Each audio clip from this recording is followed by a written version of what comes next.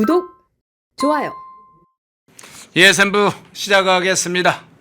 국제적인 상황을 항상 아주 좀 자세하고 구체적으로 생동감 있게 전하는 우리 김지미 변호사님 모셨습니다. 어서 오십시오. 안녕하십니까. 예, 가장 중요한 국제적 뉴스이니까 안 다룰 수가 없죠. 자, 워싱턴 힐튼 호텔 총격 사건 문제 좀 자세하게 좀 살펴보겠습니다. 토요일 저녁 발생해서 국제적인 상황의 뉴스가 지금 됐는데 만찬장 총격 사건 좀 소개 상황부터 좀 먼저 정리를 해주시죠. 정말 하루도 그냥 조용할 날이 없어요. 조용할 날이 없어요. 예. 연봉 1달러. 예. 네, 지금 환율이 한 1,500원 정도 되나요? 1년에 한 1,500원 정도 받는 미국의 47대 대통령이죠. 트럼프 대통령 암살 시도가 25일 저녁 8시 동부 시간으로 있었습니다. 제가 시작하기 전에 간단하게 말씀드리면은 이런 얘기하면 웃으면서 한다고 막 뭐라고 하시는 분들이 있어요. 예. 그럼 있죠. 근데 다행히 아무 일도 없었고요. 다친 사람도 없는 것 같습니다. 그래서 좀 밝은 분위기에서 하겠습니다. 지금 나가고 있는데요. 뒤편으로 영상이 많이 송출이 됐더라고요. 이미 트루스 소셜이나 또 폭스나 또 ABC 그다음에 NIT하고 이제 그 좌우를 불문하고 빠르게 보도를 했고요. 분위기 자체는 어둡지 않은 것 같아요. 어둡지 않고 다행히 다치신 분이 안 계셔서 큰일 날 뻔했었는데 지금 나가네요. 저것도 지금 사건 발생하고 얼마 안 돼서 트럼프 대통령이 직접 올린 걸로 알고 있습니다. 트루스 소셜에요. 그 얘기를 오늘 좀 해보려고 하는데요. 서사나 그리고 용의자가 누군지 이런 거는 이미 국내 언론에서 많이 풀려 있고 대체로 정확하게 보도가 된 걸로 보입니다. 그래서 저는 오늘 얘기를 이 장소, 이 행사가 갖는 의미에 대해서 좀 이야기를 해보려고 해요. 아시는 것처럼 저 행사는 백악관 주최 그 행사가 아닙니다. 그렇죠. 아시죠? 그래서 그 정식 명칭은 백악관 출입기자단 만찬 행사고요. 주최 측은 백악관 출입기자단 협회입니다. 그러니까 그 캐롤라인 레빗이 브리핑을 데일리로 하잖아요. 근데 거기서는 좀 어그레시브하게 가짜 뉴스에 대한 그 염증이 워낙 높은 행정부다 보니까 이 캐롤라인 레빗이 주관하는 그 브리핑 룸에서의 기자회견은 좀 딱딱하고 좀 가짜 뉴스에 대한 경계가 있고 공격적인 면이 있죠. 그래서 우리 밥 먹으면서 맛있는 거 먹으면서 좀 유연한 분위기에서 언론하고 대통령하고 만나는 자리를 좀 갖자라고 한 게 이제 저 WHCD라는 장소입니다. 근데 행사인데 이게 그 교류를 한 지가 오래됐어요. 예. 오래됐고 저게 이제 말이 좋아서 원래 목적은 그렇다 해요. 대통령과 출입기자단의 교류, 언론의 자유를 상징하는 행사다. 그리고 장학금 펀드레이징도 좀 하는 것 같고요. 근데 그 본질을 파보면 뭐냐면 그냥 야자타임 같은 거예요. 그러니까 도어 스태핑이 예를 들면 약식 기자회견이라면은 저런 자리에서 저희 지금 앉은 자리 있죠. 앉은 자리나 배석이나 음식 나오는 어떤 순서나 메뉴나 이런 걸 다 백악관에서 관여를 안 해요. 의견은 줄 수 있겠지만. 그래서 불러서 뭐 하는 자리냐면은 우리 프레지던트 로스트라고 합니다. 그래서 약간 조롱하는 거 있죠. 그걸 또 받아주고 그런 자리인데 제가 이 얘기를 왜 하냐면 트럼프가 이 자리를 11년 만에 와요. 그리고 트럼프 대통령이 본인이 대선에 출마해야겠다고 마음을 굳힌 자리이기도 합니다. 2011년에 그 버락 오바마가 저 자리에서 트럼프 대통령, 그때 대통령 아니었죠? 트럼프 기업인을 엄청 조롱을 하거든요. 조롱을 하면서 그때 무슨 사진을 공개했냐면은 트럼프 후보자가 대통령이 되면은 백악관이 이런 식으로 변할 거야 하면서 그 잔디밭 있지 않습니까? 그 넓은 잔디밭에 비키니 입은 여성들이 뛰어놀고 그 자리에 트럼프 대통령이 서 있고 뒤편에 있는 그 화이트하우스가 카지노로 변한 그 사진을 그래픽을 가지고 와서 그걸 막 듣고 깔깔거리고 난리가 났어요. 근데 그때 카메라가 당연히 트럼프 대통령 얼굴을 잡았겠죠. 근데 진짜 벌레 씹은 표정이었어요. 그렇지 않겠어요? 당연히 기분이 나쁘죠. 아무리 이 셀럽들을 불러가지고 공격하는 자리라 하더라도 인신공격에 선이 있어야 되는데 좀 선을 너무 넘었었어요.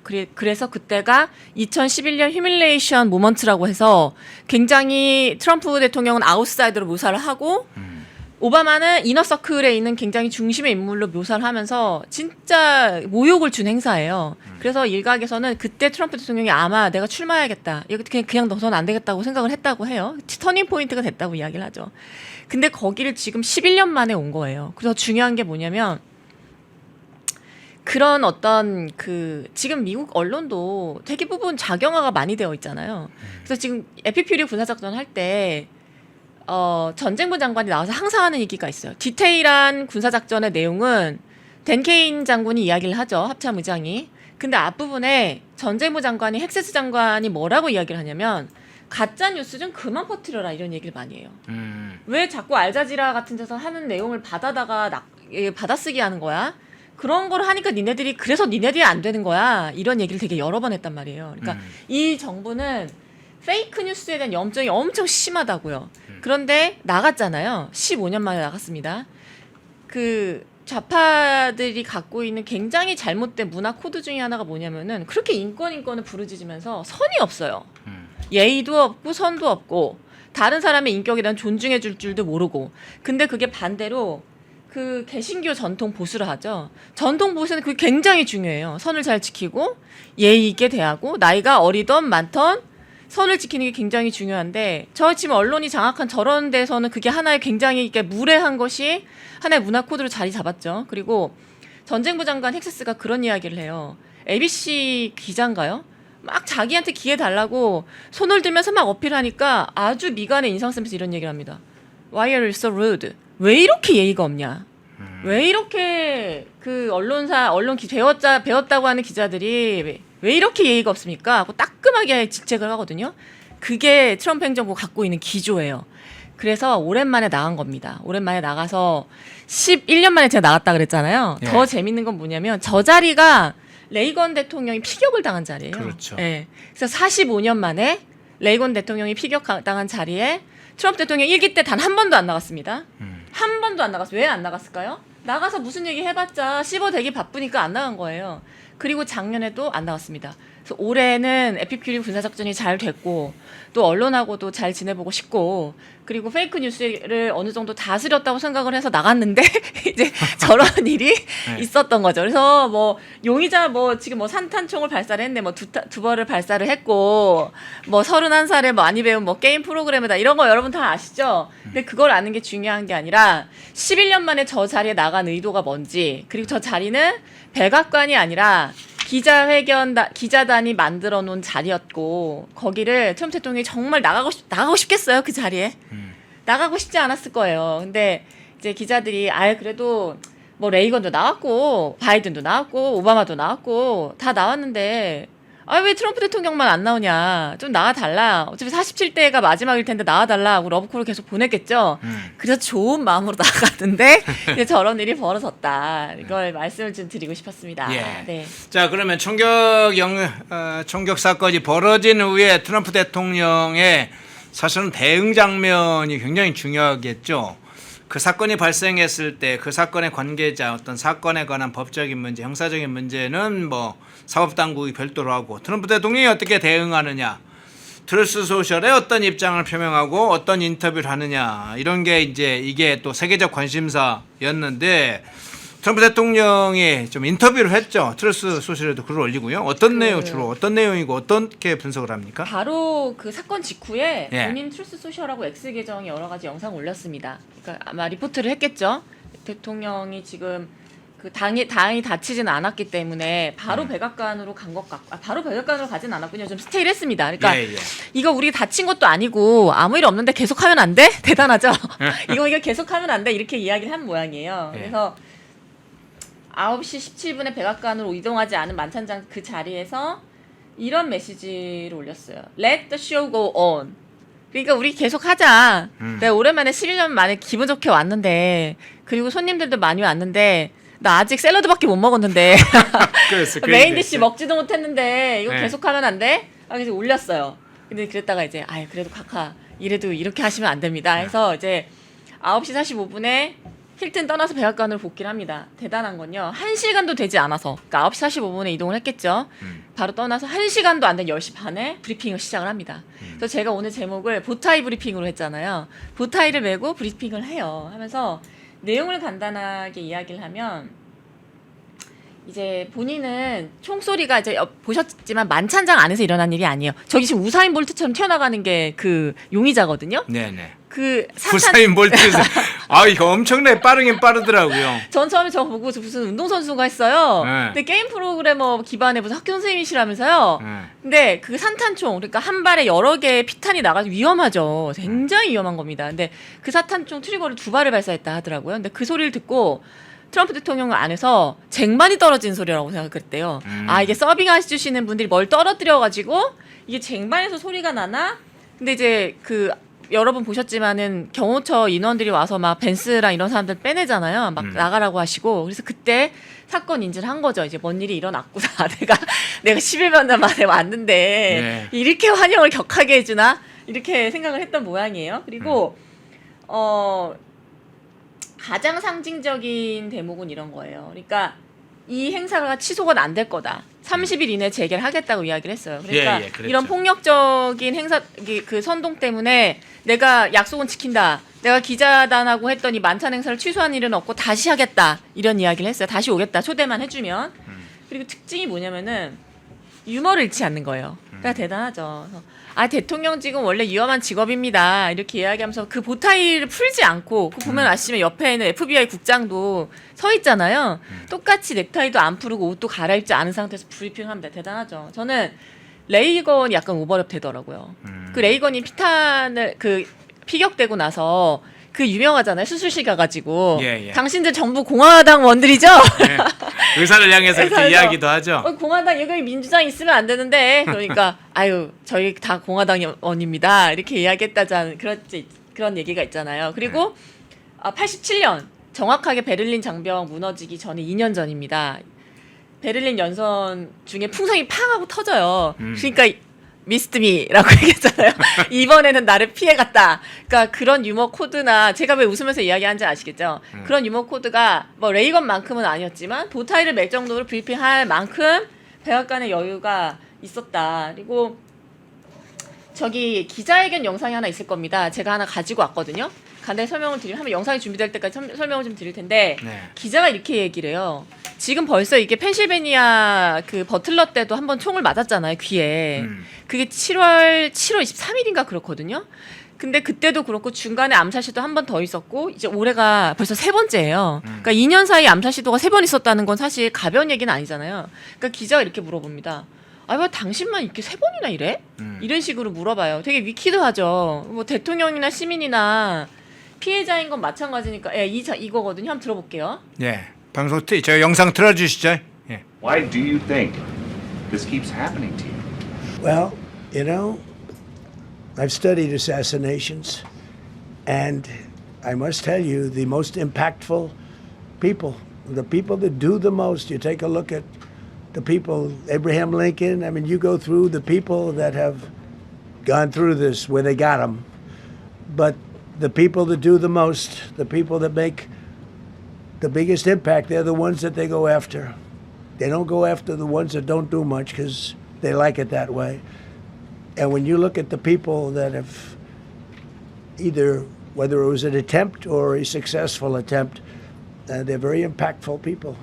Just take a look at the names there. 그러니까 굉장히 우호적으로 물어보지 않잖아요. 제가 기자라면 위로를 먼저 건넬 것 같아요. 아까 많이 놀라셨을 텐데 이렇게 빨리 브리핑을 열어주셔서 감사합니다. 이런 얘기를 하는 기자가 없어요. 아까 태도 보셨죠? 왜 당신한테만 이런 일이 자꾸 일어나냐 이렇게 물어봐요. 근데 그래서 당황하지 않고 이런 이야기를 합니다. 글쎄요. 제가 암살 사건은 스터디를 여러 번 해봤는데요. 제가 말씀드리고 싶은 거는 이런 겁니다. 영향력이 큰 사람들, 그 두 번째가 더 중요해요. 가장 많은 일을 하는 사람들이 표적이 된다는 겁니다. 하면서 아브라함 링컨이 아까 들으셨죠? 아브라함 링컨을 보세요. 큰 일을 한 사람들, 가장 큰 영향을 남긴 사람들이 공격을 받습니다. 별로 하는 일이 없는 사람들은 안 건드려요. 왜냐면 그 사람들은 그 안 하는 일 상태를 좋아하니까요. 그러니까 자기가 영향력이 있고 일을 많이 하기 때문에 그래서 내가 표적이 된다고 이야기를 하죠. 우문현답 이야기를 합니다. 제가 2024년 7월 23일 펜실베이니아에서 있었던 총격 사건의 영상을 하나 가지고 왔는데요. 그것도 한번 준비된 대로 보여주십시오. 근데 그 여러분 아시죠? 원래 가만히 서 있었으면 귀를 뚫고 지나가는 거였어요. 근데 저기 한번 보세요 하고 딱 돌리는데 돌리는 사이에 이렇게 지나가잖아요. 네. 그래서 다행히 귀만 스쳤고 붕대를 감고 나왔는데 그 날로부터 4일 뒤에 공화당 공식 후보로 선정이 됩니다. 이 영상이 준비가 됐을까요? 한번 볼까요? You see something that said, take a look at what happened.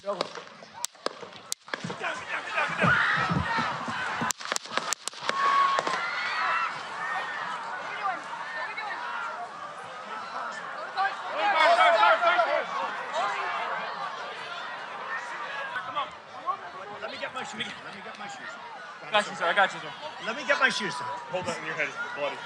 So we gotta move to the bus. Move to the bus. Let me get my shoes. Watch out. 경호원들이 데리고 나가려고 하는데 즉 유명하죠? Fight, fight, fight 저렇게 이야기를 하잖아요. 근데 사진이 하나 준비가 돼 있을 거예요. 피를 많이 흘렸어요, 사실. 엎드려져 있을 때 파파라치가 찍은 사진이 있거든요. 그럼 피를 그냥 흘린 게 아니라 많이 흘렸어요. 그리고 27일에 그 공화당의 후보로 선출이 됩니다. 그리고 나서 그날 저녁에 무슨 일이 있었냐면은 폴라 화이트라는 여성 목사가 막 그리고 찰리 코크 네, 이 사진인가요? 네, 네. 아, 피가 굉장히 피가 많이 많이 지금. 났어요. 예, 피가 예. 많이 났던 사진인데 제 밑에서 수그리고 있을 때 찍은 사진이거든요. 피가 많이 났는데 일어나서 바로 사람들한테 자신이 안전하다는 걸 알립니다. 그리고 우리 계속 싸워 나갑시다라고 이야기를 해요. 근데 그거 사실 쉽겠어요? 그게 느닷없이 저렇게 당하면은 그때 저게 야외잖아요. 네, 네. 쉽지가 않았을 거라고요. 근데 그리고부터 4일 뒤에 선출이 되고 나서 어딜 가냐면 그 찰리 커크가 한 터닝포인트 USA 있죠. 그날 저녁 만찬 자리에 가서 스피치를 합니다. 스피치를 하면서 뭐라고 하냐면 대단히 감사하다. 뭔가가 작동되고 있다. 그러면서 여러분들의 기도 덕분에 제가 오늘 밤 이 자리에 서 있을 수 있습니다. 제가 오늘 밤 여러분 앞에 서 있을 수 있는 것은 기도의 힘 그리고 올마이티 갓 전능하신 하나님의 은혜 덕분입니다. 보시다시피 저는 많이 회복했습니다. 하면서 이렇게 귀를 가리켜요. 자기 귀를. 방금 귀에 붙였던 붕대를 방금 떼냈습니다. 이렇게 해서 엄청 사람들한테 환호를 받거든요. 그래서 그때나 지금이나 이 장면인데요. 이렇게 밴디지 뺐다고 하는 장면입니다. 그래서 지금 아까 댓글 보니까 4번째라고 하시는 분이 있네요. 제가 알기로는 3번째 암살 시도인데 세 번째든 4번째든 어쨌든 2년 안에 그 정식 대통령이 된 지는 벌써 2번째로 알고 있는데 이렇게 되는 게 사실 쉽지가 어려운 일이잖아요. 감당하기 그렇죠. 어려운 일이잖아요. 그럼에도 불구하고 1시간이 되지 않아서 바로 브리핑을 했다는 점에서 참 멋있다. 예, 멋있고 백악관 트럼프 대통령만 멋있는 것이 아니라 백악관이 대응하는 기조 자체가 굉장히 센스가 있다. 이렇게 보였습니다. 예, 그 부분을 한번 좀 추가할 텐데요. 예, 황정일님 후원 고맙습니다. 시청하시면서 좋아요 꼭 한번 눌러주시면 좋겠네요. 지금 여러 장면이 있었습니다. 만찬장에서 총격 사건이 알려진 이후에 트럼프 대통령이 백악관으로 이동하기 전에 스테이 현재 이 행사 계속하면 안 되느냐라는 장면도 있었고요. 백악관에 이동해서도 만찬은 이번에는 중단됐지만 다음에 다시 하자. 또 턱시도를 메고 나비 넥타이를 메고 턱시도를 입고 나비 넥타이를 메고 맨 채로 다시 나와서 인터뷰를 하는 장면이 있습니다. 보통은 저런 장면이 나오면 일단 보통 사람들은 사람이 벌벌 이제 심장이 뛰고 그래서 위축되기도 하고 공포의식에 있어서 나서기도 어렵고 무슨 얘기 상황에 대해서 짧은 시간에 저를 파악하기가 어렵기 때문에 이 공포에 휩싸여서 나서기도 어려운데 트럼프 대통령은 상당한 여유를 가지고 지금 나와서 또 인터뷰까지 했어요. 그래서 그런 장면이 미치는 좀 효과도 굉장할 것 같아요. 어떻게 보세요? 저런 거를 좀 아이들한테 보여서 교육을 시킬 필요가 있다고 봐요. 저게 네. 이제 단순히 어떤 행사가 아니라 저 나라의 스피릿을 보여주는 거거든요. 그러니까 일각에서는 에피퓨리를 석유 뺏으려고 하는 그 제국주의의 어떤 뭐 그런 폭력이다 이렇게 보도를 많이 하잖아요. 우리나라에서는 그런 식의 취지의 보도가 많다는 거 여러분 아실 거예요. 근데 저는 저 나라의 스피릿을 보여주는 굉장히 중요한 행사였다고 봐요. 그냥 비단 레이건이 총 맞은 자리에서 45년 만에 동일한 일이 있었을 뻔했다 그런 게 아니라 굉장히 그 미국이란 나라 퓨리탄의 스피릿을 보여주는 굉장히 예의 있게 하잖아요. 예의 있으려고 하는 그런 모습들 있잖아요. 저는 보고 배워야 될 것 같고요. 그리고 이게 그 세 가지를 말씀드리고 싶은데 먼저 2020년, 2021년에 사실 트럼프 대통령하고 그 일론 머스크하고 관계가 안 좋았어요. 네. 그래서 X 계정을 폭파시키지 않습니까? 그래서 만든 게 트루스 소셜이거든요. 언론의 중요성을 너무 잘 알고 있기 때문에. 근데 제가 이 얘기 뭐냐면은 그때 X 할 때 난리가 났어요. 무슨 정치인이 아유 격이 떨어지게 SNS를 하고 그러냐. 특히 뭐 X나 이런 거를 하는 정치인이 많이 없었기 때문에.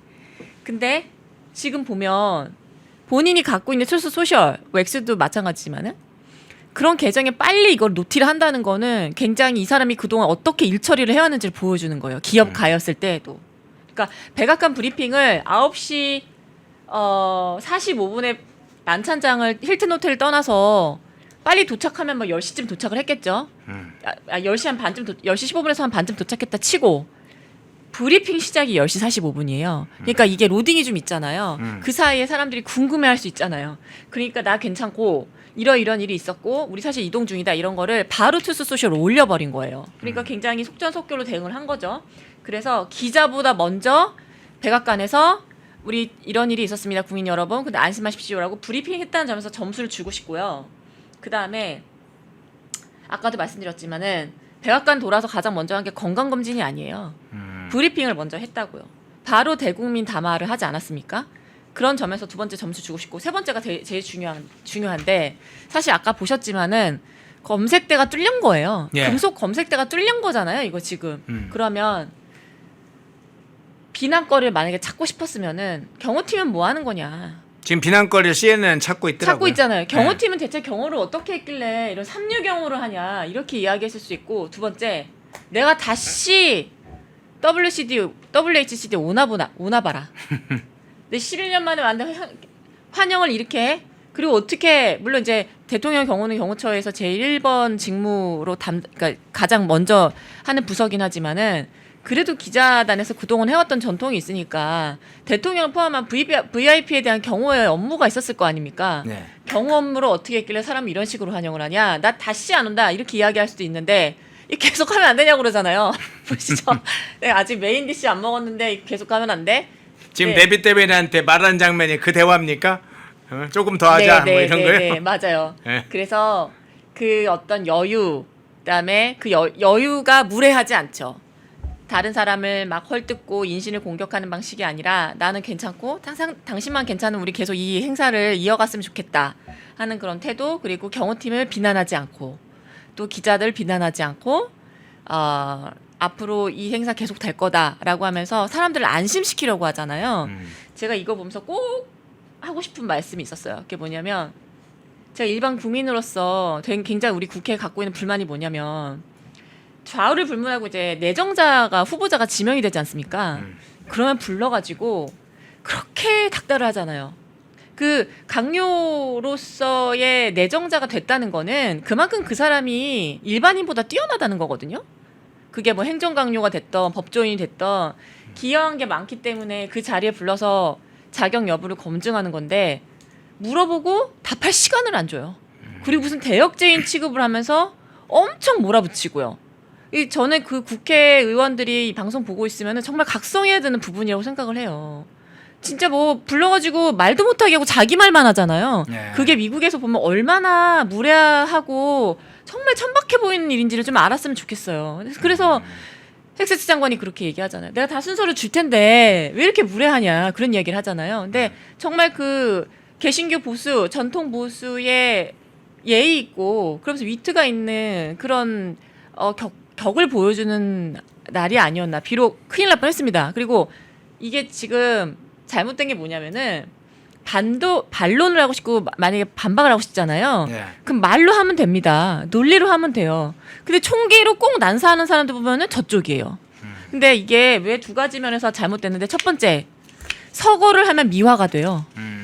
찰리 코크 때 보셨죠? 서거를 하면 안타깝지만 미화가 됩니다. 두 번째 트럼프 대통령처럼 아무 일 없이 살아남으면은 영웅화돼요.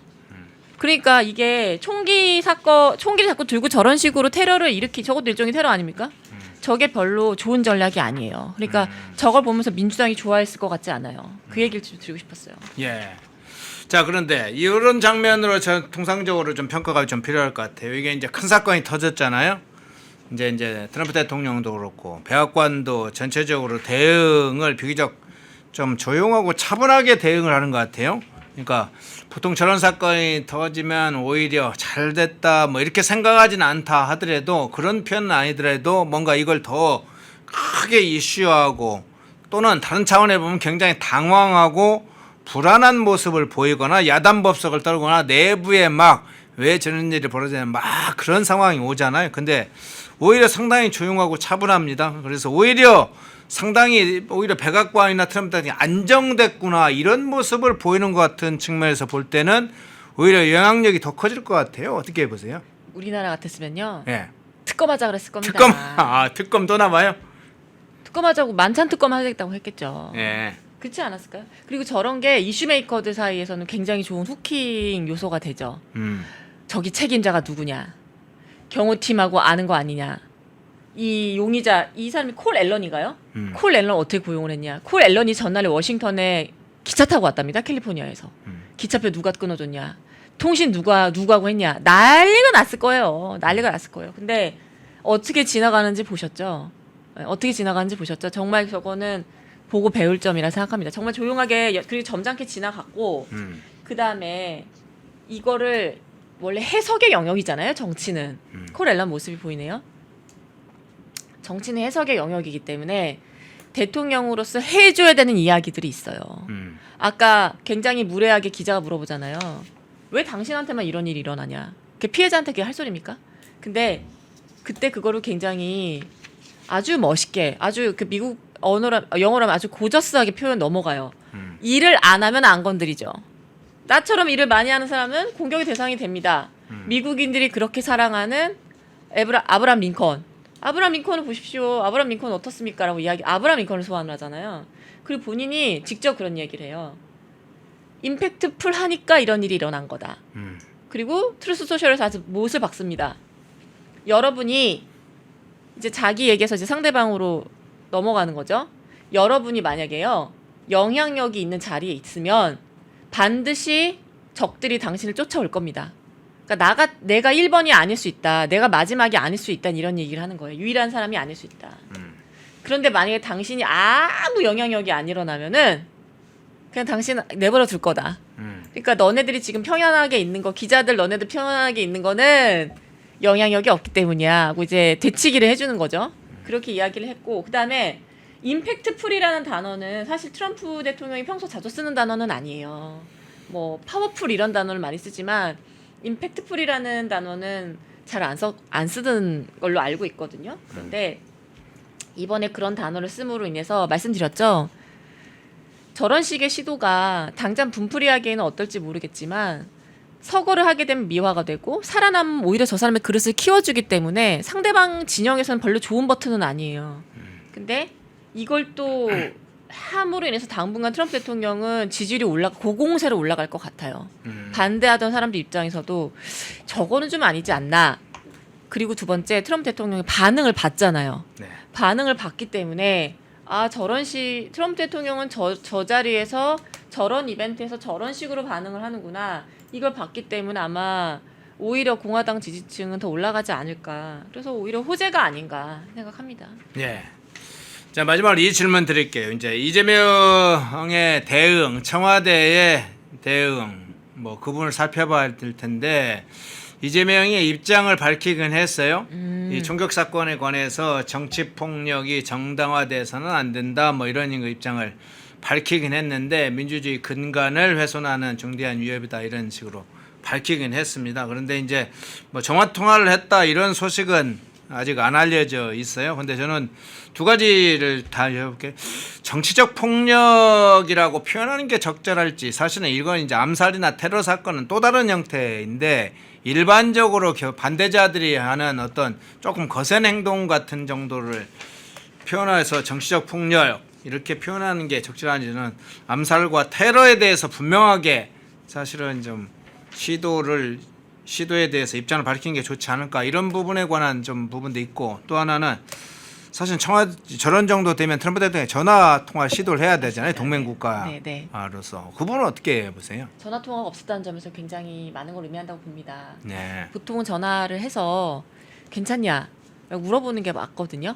괜찮냐, 어떠냐, 다친 데는 없으시냐, 동맹이니까요. 근데 그런 전화를 안 했고, 그리고 그런 전화를 할 수 있겠어요? 지금 이스라엘 관련해가지고 이스라엘 지금 건드려놨는데, 그래서 그런 전화는 안 하고 그냥 뭐 원론적인 이야기를 한 것 같아요. 근데 네. 뭐 그 말은 맞아요. 민주주의를 위협을 했죠. 민주주의 위협하는 거예요. 왜냐하면 그 아까도 말씀드렸지만 민주주의라는 게 원래 다양한 의견이 공존할 수 있는 사회가 채택한 체제 아닙니까? 그러니까 트럼프 대통령의 에피퓨리 작전에 대해 반대할 수 있죠. 컬 앨런은요, 해리스 지지자였던 걸로 알고 있거든요. 그리고 그 당비를 납부하는 당원으로 알고 있어요. 그러니까 트럼프 대통령을 좋아할 리는 없겠죠. 그러면은 내가 싫어하면은 다 쏴 죽이고 뭐 때리고, 그게 법치주의와 민주주의 정신은 아니잖아요. 그래, 그런 의미에서 상당히 좀 미국의 소위 말하면 본인들이 진보좌파라고 하는 사람들, 전 좌파라고 생각도 안 하지만 그 사람들의 그 의식 수준을 보여주는 것 같아 좀 씁쓸하고요. 중요한 건 이제 뒤처리죠. 뒤처리인데 저기 저런 자리에서 우리 행사 계속 합시다. 뭐 불미스러운 일이 있었지만 다행히 아무도 안 다쳤기 때문에, 또 제가 11년 만에 나왔는데 네. 너무 아쉬워요. 이렇게 이야기하는 거는 그것도 별개지만 원인 규명해서 처벌은 해야죠. 법치국가니까요. 그래서 뒤처리는 제대로 해야 한다고 생각을 하고, 아마 조기에 기소가 될 것 같거든요. 살인을 시도하려고 했기 때문에 형이 가벼울 것 같지는 않습니다. 근데 제가 이 얘기를 왜 드리냐면은 지금 소위 말해서 본인들이 진보좌파라고 하는 사람들의 반응이, 대응 방식이 달라진 게 없는 것 같아요. 굉장히 폭력적이고 상대방의 인신을 공격하고 막 부수고 이런 것들이 사실 굉장히 주류적인 태도였었잖아요. 네. 근데 그거는 뭐 인터내셔널한 태도인 건가? 이런 생각이 좀 들었고, 만약에 윤석열 대통령이었다면 전화를 한번 했을 것 같아요. 전화를 해서 치료를 잘 받으시라. 뭐 다친 데가 없으면 다행인데 혹시 모르니까 병원 꼭 가보시라. 이런 얘기를 했을 것 같거든요. 제가 이 얘기 왜 드리냐면, 트럼프 대통령이 11월 달에 당선되고 나서요. 우리 청와대에서 그 용산 대통령실에서 먼저 전화를 하기 전에 트럼프 대통령이 사실 먼저 전화를 했었어요. 당선인 지휘에서였죠. 전화해서 제가 당선됐다고 이야기를 하면서 그 배를 좀 만들어줄 수 있냐, 이런 얘기를 했어요. 배를 좀 만들어줄 수 있냐. 근데 왜 갑자기 배를 얘기를 꺼냈을까? 근데 요새 돌아가는 형국을 보면 그게 이해가 돼요. 배를 만들어 달라고 하면서 해군 협력을 또 강화해달라고 했거든요. 우리나라와 미국과 한국 사이 해군의 좀 협력을 무기 체계도 공유하고 정보도 공유하면서 한국과 미국이 잘 지내보자. 그런 장면이 좀 떠오르더라고요. 그래서 그런 게 좀 아쉽다는 생각이 들었고요. 한 가지 더 말씀드리면, 지금 시점으로 되게 중요해요. 왜냐하면 5월 17일이 아시죠? 어떤 날인지. 건국 250주년이거든요. 예. 그래서 아마 그 리데디케이트, 그러니까 지금 트럼프 대통령이 갖고 있는 기조가 One Great Nation Under God이라고 해서, 이 조창기도회 때 올해 2월에 3개월 뒤에 있을, 그러니까 그때 시점으로 3개월 뒤에 있을 5월 17일에 있을 행사를 굉장히 강조를 했거든요. 5월 17일이 대대적으로 재봉헌, 국가 재봉헌식을 가질 겁니다. 라고 했는데 거기에 대해서도 비판하는 말이 많았습니다. 그래서 굉장히 중요한 시점에 저런 일을 당했었는데 다행히 아무 일이 없어서 천만 다행이고요. 통화가 없었다는 점에서는 조금 아쉽습니다. 네. 예. 통화를 시도하지 않았다면 또 동맹 차원에서 살펴봐야 될 것 같고, 암살과 테러에 관한 부분도 좀 확실하게 입장을 정리해서 발표를 해야 될 것 같습니다. 그 장면까지 한번 좀 살펴봤습니다. 3부 김지미 변호사님이었습니다. 고맙습니다. 감사합니다. 인터넷 바꿔야 되는데 어떡할 거야? 다 똑같은데 아무 데서나 바꿔. 인터넷 아무 데서나 바꾸지 마. 제대로 찾아봤어야지. 어디서 바꿔야 되는데? 비교원이 답이었어. 인터넷을 바꾸시려는 분들에게 좋은 인터넷 업체 소개해드리겠습니다. 비교원이라는 업체입니다. 현금 혜택은 올리고 인터넷 요금은 내려간다고 합니다. 인터넷 TV 신규 가입 시 최대 48만 원, 휴대폰 최대 50만 원, 정수기 렌탈 시 최대 30만 원으로 최대 128만 원 혜택을 받을 수 있습니다. 인터넷 가입과 동시에 사용하시던 휴대폰 그대로 통신사만 변경해도 30만 원 혜택을 받으실 수 있습니다. 안전문제 관련해서 이 업체 8억 이상의 보증보험도 가입되어 있어 믿을 수 있고요. 23년간 보안사고가 한 건도 없다고 합니다. 또 본인 가입 후에 지인도 가입하면 최대 4만 원 이마트 모바일 상품권을 횟수에 상관없이 무제한 제공한다고 하네요. 화면에 보이시죠? 1670-2571로 연락하셔서 상담 받아보시거나 네이버에 비교원 검색 후 문의 남겨주시면 전화드린다고 합니다. 팁 드립니다. 연락하실 때 펜앤마이크 TV 구독자라고 말씀하시면 비밀 혜택도 있다고 합니다. 구독, 좋아요. 예, 1부 시작하겠습니다. 박상규 시사평론가님 나오셨습니다. 어서 오십시오. 안녕하세요. 네. 예. 자, 백악관 출입기자단 만찬 행사장 총격 사건부터 진행을 해보겠습니다. 용의자가 외곽의 보안 검색 때에 돌진하는 상황, 그리고 만찬장에서 벌어졌던 상황, 짧은 영상 한 20초 정도 되나요? 그 영상 먼저 잠깐 보고 오겠습니다.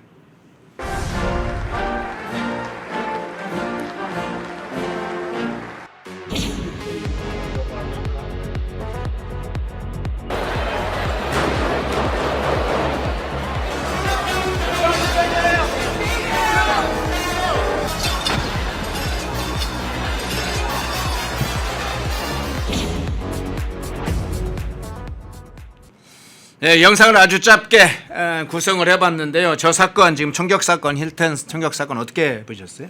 뭐 충격이죠. 일요일 우리 시간으로 오전에 날아든 트럼프 대통령이 재임 도중에 이런 암살 시도를 받은 것이 세 번째 아니겠습니까? 예. 2024년에는 7월과 9월 불과 2달 사이에 잇따라서 한 번은 뭐 여러분도 기억하시는 펜실베이니아주 버틀러시에서 옆에 유세 도중에 200m 정도 떨어진 곳에 지붕 위에서 날아든 그 AR-50라는 자동 소총의 총격을 직접 받았죠. 그때 이제 귀를 맞지 않았습니까? 네네. 그래서 정말 신의 개입이 없었다면 그때 트럼프 대통령은 별세했다 이런 얘기가 나올 정도로 아찔했던 사건이 있었고 바로 저 장면. 예. 이게 이해의 퓰리처상을 받은 사진이에요. 사진 기자가 절묘하게 그 총탄을 귀에 맞고도 계속 오른손을 치켜들어서 파이트라고 외쳤던 트럼프 대통령의 모습을 그대로 포착한 저 사진이 결국은 미국의 대선까지도 결과를 만들어냈지 않습니까? 그렇죠. 압도적인 승리가 됐었고 네. 이로부터 2달 뒤인 2024년 9월 플로리다주 마러라고 그 사저 근처에 있는 본인 소유의 골프장 근처에서 또 어떤 젊은이가 가방에다가 뭐 여러 가지 총기를 가지고 어슬렁거리다가 또 역시 붙잡힌 바가 있습니다. 저거는 버틀러 사건 당시의 그 개요도를 보여주는 건데 저때 조준 사격은 정말 천행이었어요. 그때 당시에 귀와 어떻게 귀를 그렇게 맞추려고 한 건 아니고 분명히 트럼프 대통령을 암살하려는 저격범의 소행이었는데 그때 천행으로 살아났고 9월 달에도 그런 일이 있어서 체포가 됐습니다. 이번에도 역시 그 가방에다가 무슨 산탄총에 권총에 각종 총기를 들고 멀쩡한 젊은이였어요. 저 때가 이제 그 총탄 날아가는 궤적까지 표현한 그런 모습인데 이번 사건의 주인공은 그 세계적인 명문 공과대학인 미국 캘리포니아 공과대학 이른바 캘텍 예. 줄여서 캘텍이라고 그러죠. MIT와 더불어서 세계적인 공과대학의 명문대학인데 여기를 나와서 교사 겸 게임 개발자로 일하는 콜 토머스 앨런이에요. 네. 이름이 긴데 아프리카계 미국인입니다. 흑인이죠. 그러니까 31살. 정말 뭐 왜 저런 사람이 그런 무모한 행동을 하지? 그러니까 아까 그 검색대로 쏜살같이 지나가면서 연방 공무원을 향해 총격을 합니다. 네네. 그 총알에 맞았는데 다행히 그 연방 공무원은 방탄조끼를 평소에도 이런 그 행사 때는 입고 있기 때문에 그 목숨에는 지장이 없었고 다른 쪽에도 총을 난사했어요. 부상자도 좀 나왔는데 다행히 저 장면 프랑스 다행히 이제 트럼프 대통령은 아까 그림에도 보시다시피 그 만찬장 안에서 이제 환담을 나누면서 대기하고 있다가 총성이 들리니까 예. 경호원들이 다 에워싸고 처음에는 프롬프터를 준비해라.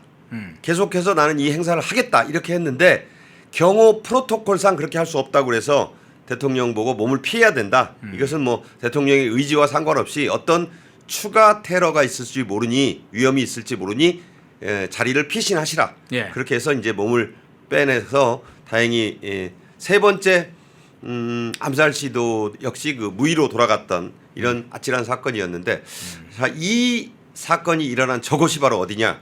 1981년 7월에 로널드 레이건 전 대통령이 저 만찬장 앞에서 예. 그림도 잘 찾아요. 우리 PD들이 대단히 유용합니다. 45년 전입니다. 7월 달에 제가 고등학교 3학년 때라 생생히 기억이 나요. 그때 이 레이건 대통령을 향해서 존 힌클리라고 하는 백인 청년이 권총을 발사합니다. 네네. 그때 총알이 이 옆에 있는 방탄 차에 유리창에 한번 맞으면서 레이건 대통령의 왼쪽 겨드랑이 밑으로 파고 들어가지고 갈비뼈와 허파를 뚫고 심장 앞 2.5cm 앞에 머뭅니다. 천만 다행으로 살아난 적이 있죠. 바로 그 동일한 워싱턴 힐튼 호텔 만찬장 안과 밖에서 일어난 일이었다는 점에서 볼 때 미국인들이 받은 충격, 세계인이 받은 충격이 잠옷 컸다 이렇게 봅니다. 예. 45년 전에 레이건 대통령 암살 사건, 암살 미수 사건을 기억하는 분들에게는 45년도에 또 다른 이제 트럼프 대통령 암살 미수 사건이 발생한 건데 이 총격 사건이 미치는 이제 정치적 영향을 좀 살펴봐야 될 텐데 뒤에서 이제 트럼프 대통령의 세부적인 발언을 좀 분석해 보는 걸로 하고 레이건 이 대통령의 암살 미수 사건이 나왔으니까 그 당시에 암살 미수 사건과 트럼프 대통령의 지금 대상으로 한 암살 미수 사건 이후의 정치적인 상황은 어떻게 상황이 진행됐습니까? 두 번 다 레이건 대통령도 그 암살이 있은 뒤에 감동의 스토리가 많았어요. 예. 일단 레이건 대통령은 헐리우드의 영화배우 출신이고 미국 그 영화배우 협회 회장도 지낸 아주 뭐 영화배우로서는 크게 성공을 못했지만 배우로 전향해서 아시다시피 미국 캘리포니아 주지사를 거쳐서 미국의 대통령이 됐고 이후에도 또 재선에 성공해서 강한 미국을 이끌어간 지도자로 각인이 돼 있고 현재 그러니까 미국 보수 정치의 뿌리라고 하면 로널드 레이건을 떠올리지 않을 수 없고 그 레이건 대통령으로부터 시작된 미국 보수 정치의 뿌리가 그 아버지 부시, 네. 아들 부시 그리고 트럼프 대통령에게 면면이 이어졌다 이렇게 볼 수 있고 그때도 레이건 대통령이 총을 맞았을 때 아까 말씀드렸다시피 심장 앞 2.5cm까지 총알이 들어왔어요. 네. 그러니까 2.5cm면 이 정도밖에 안 됩니다. 따라서 네. 그때 이제 집도를 하기 전에 낸시 레이건 여사가 왔어요. 예. 저는 뭐 다 기억이 나는데 그때 너무 놀라가지고 낸시 레이건 여사가 로널드 레이건 대통령에게 남편에게 막 그 경악해서 묻자 낸시 내가 고개를 좀 더 숙이지 못했어라고 얘기해서 참 의연한 모습을 보였고 평소에도 농담을 즐겨 했어요. 근데 네. 그 아주 사태에 대해서 참 대담했던 대통령으로 저도 기억이 납니다. 그리고 가장 극적인 장면은 이제 집도를 시작하기 전에 대통령이 아직 의식이 있었을 때 그 민주당 소속이었던 집도의가 자 이제 집도를 시작하겠습니다 이렇게 얘기를 했다고 그래요. 그러니까 레이건 대통령이 나는 당신이 또 당신을 비롯한 스태프들이 모두 공화당원이길 바랍니다 라고 얘기를 했어요. 그랬을 때 그 얘기도 참 대단한 농담이었지만 그 얘기를 받은 집도의가 각하 저는 민주당원이 맞습니다만은 오늘 밤 이 자리에 있는 모든 사람은 공화당원입니다 라고 대답해서 그 대수술은 성공리에 끝났고 로널드 레이건 대통령은 그 이후에 노령에도 불구하고 고령에도 불구하고 건재한 모습을 과시하면서 임기 내내 스트롱맨의 이미지를 굳혔다. 트럼프 대통령도 그런 것을 지금 바라고 있는 것 같습니다. 예. 첫 번째 총탄을 귀에 맞았을 때도 사람들은 경악을 했죠. 저도 그때 그 기억이 납니다. 24년 그 7월 한참 더울 때인데 저도 그때 모 종편 방송에 출연을 하고 있었어요. 그래서 그때 저보고 논평을 해달라고 요구를 하길래 저 모습은 과거 레이건 대통령의 모습을 떠올린다고 얘기를 하면서 방송을 2시간 넘게 했던 적이 있는데 이때도 트럼프 대통령이 그 파이트라고 외치는 장면으로 대선 국면을 사실 그때 결정지었다. 예. 저 피 흘리면서도 어떻게 또 극적으로 행사장에 있는 성조기의 한 자락과 함께 찍었어요. 이 상이 이해의 퓰리처상을 받은 특종 사진입니다. 그래서 이 전국을 반전시켰다. 조금 이따 뭐 얘기를 물어보시겠지만 트럼프 대통령도 이란의 소행은 아닌 것으로 본다고 했어요. 네. 이것 자체가 그 외로운 늑대인 아까 그 현직 교사 출신 아프리카계 미국인의 소행으로 밝혀졌지만 이란과 관계가 없다. 그렇지만 그 어떤 것도 나의 이란의 전쟁에서의 승리를 막지 못할 것이다. 이렇게 얘기를 하면서 또 그 행사장에서도 바로 행사를 하려다가 아까 말씀드린 대로 프롬프터도 막 설치하고 그랬다니까요. 총 소리가 나고 나서. 그런데 그거를 그 비밀 경호국이 안 된다. 그건 곤란하다. 그래서 이제 밖으로 나가서 30분 뒤에 백악관의 그 브리핑룸에 직접 섭니다. 네. 그 나비 넥타이와 턱시도를 입은 그 차림 그대로. 그래가지고 결코 어떤 위협에도 굴복하지 않겠다. 그리고 이제 자기에게 비판적이었던 기자들에게도 오늘 밤 여러분은 참 아름다웠다. 여러분의 노고를 아주 칭찬한다. 이렇게까지 얘기해서 저는 이번에 이 사건이 트럼프 대통령이 물론 만든 사건은 절대 아니죠.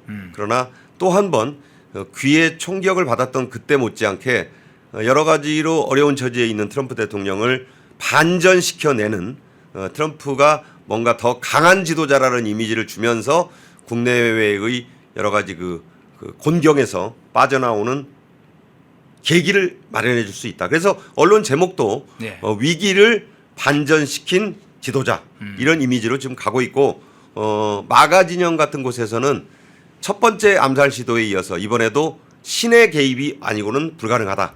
이런 말로 지지층을 결집하고 있습니다. 예, 트럼프 대통령의 그 발언을 하나하나 좀 살펴보죠. 트럼프 대통령의 총격 사건이 발생하자 이제 백악관으로 가서 긴급 기자회견을 진행을 했죠. 만찬은 총격 사건의 1시간 후쯤 기자회견을 진행을 했는데 자, 트럼프 대통령이 이렇게 이야기합니다. 자, 그 장면 한번 보겠습니다.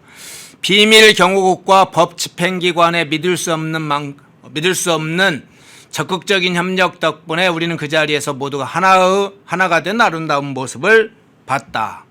공화당과 민주당원, 무소속, 보수주의자, 자유주의자, 진보주의자 등 서로 다른 입장이 있을 수 있지만 방 안에 기록적인 숫자의 사람이 모였고 엄청난 사랑과 화합이 느껴졌다. 그 모습에 매우 깊은 감명을 받았다.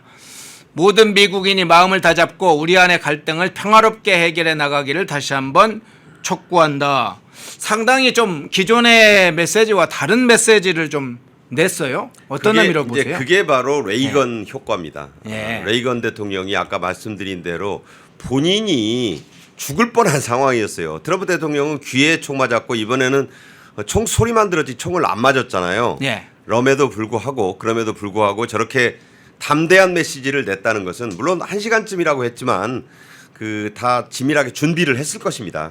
그래서 먼저 법집행기관, 비밀 경호국. 여러분 뭐 사선에서라든가 클린트 이스트우드 나온 영화, 뭐 그 케빈 코스트너가 그 나왔던 영화, 뭐 이런 경호원 영화 많이 보셨잖아요. 네네. 그 경호원 영화를 그야말로 또 한 번 떠올리게 하는 미국의 비밀 경호국은 과연 어떤 곳인가? 한국은 여러분 생각해 보시면 박근혜 전 대통령한테 무슨 이 화염병 테러가 있었을 때의 대처와 그 뒤에 있었던 문재인 때의 여러 가지 그 어설픈 대처 같은 게 비교가 그때 많이 됐었어요. 그 적어도 대통령을 경호하는 경호국은 어느 정도 돼야 된다라는 그런 것을 보여준 사건이었는데 이번에도 그 SS 비밀 경호국과 시크릿 서비스라고 그러죠. 그다음에 법 집행기관의 믿을 수 없는 그런 적극적 협력 덕분 대개 미국인들이 incredible이라는 말을 쓸 때는 예. 굉장한 칭찬을 할 때 쓰는 말이죠. 그다음에 정파를 떠나자. 공화당, 민주당, 무소속, 보수주의, 자유주의, 진보주의 이걸 다 한마디로 아우르는 또 멘트를 내므로써 미국을 흔히 우리가 화채 그릇에 비유합니다. 그러니까 여러 가지 민족이 섞여서 뭐 용광로도 아니고 용광로는 한 대 녹이는 건데 지금은 안 녹아요. 흑인하고 히스패닉하고 백인하고 아시아인하고 넣고 녹인다고 하나가 되지 않습니다. 그래서 미국을 흔히 펀치보울에다가 비유를 하죠. 화채 그릇에 여러 가지 야채 샐러드가 모인 형국의 나라인데 그것을 다 다른 입장이지만 우리는 이 방 안에서 많은 사람들 이게 화이트하우스 코레스판던트 어소시에이션이라고 백악관 출입기자 협회가 주최하는 행사입니다. 네네. 여기 대통령이 나가서 자기가 불편한 언론의 목소리도 다 들어요. 농담도 많이 합니다. 그래서 참 미국의 민주주의가 지켜지는 것이 저런 모임 때문이구나. 매년 대통령이 나가기 싫다는 사람도 있어요. 뭐 우리나라로 말하면 이재명이 만약에 뭐 저런 행사에 나갔는데 뭐 전에 문재인 정권 때 도대체 무슨 근거 없는 자신감으로 경제가 잘 된다고 하는 것이냐라는 당시 경기방송 김혜령 기자의 그 말에 분노해가지고 경기방송이 그 뒤에 문 닫았잖아요. 예. 그런 것처럼 근데 미국은 그러지 않습니다.